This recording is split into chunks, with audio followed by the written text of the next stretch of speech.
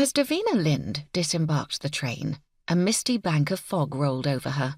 Out of habit, she held her breath, then felt silly and provincial a second later. There was no need for such precautions here.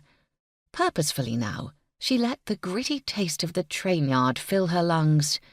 After years of dreaming, she was finally visiting Pesca, the most fashionable, forward-thinking city in the world, and she'd be damned if she didn't make the most of it. Her older brother Morel followed her off the train, stuck more firmly to her heel than a shadow. She didn't bother waiting for him and strode towards the baggage pickup as if she'd done it 100 times before. "Would you slow down? Gods, there are so many people here." Morel wormed his way through the press of passengers, earning puzzled stares from those around them. He looked like a bloody peasant, dressed in a loose tunic with his soldier kit slung over his shoulder.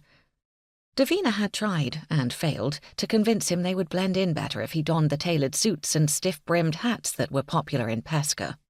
But he'd threatened to uninvite her from the trip if she didn't shut up about his clothes. Given the stakes, it was an acceptable loss. Still, as they hailed a coach outside the train yard's gilded gates, she couldn't resist a small dig. "Maybe it wouldn't be so crowded if people weren't stopping to admire your fashion sense." He ground his teeth. "Davina!" "Kellen is going to say something about it. I bet he orders me to take you shopping before I can even suggest it." "I already told you. There isn't going to be time for that." Yes, Morel had promised this visit to the most exciting city on the continent was going to be tedious and joyless. Well, even if that was true, it was still more appealing than enduring another second at home.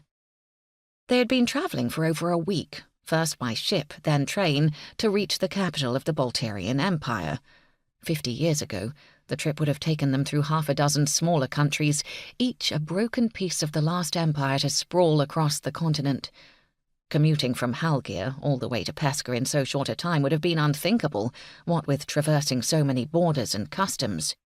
But long before Davina's lifetime, Bolter had pushed its way over the mountains, driving out the old inhabitants and unifying the southern Caldera lands under their rule. Halgyr, mercifully, had been too far north to interest Bolter, and so her nation escaped the onslaught. They were not within the same sphere of influence, as her uncle liked to say. It was the type of thing best forgotten when enjoying the efficiency of the rail line the Bolterians had built through lands where the Caldera villages used to lie. Still, once they secured a coach, Morel promptly fell asleep, as if he'd been forced across the mountains on foot. In the precious quiet, Davina leaned out the window and drank in the briny night air.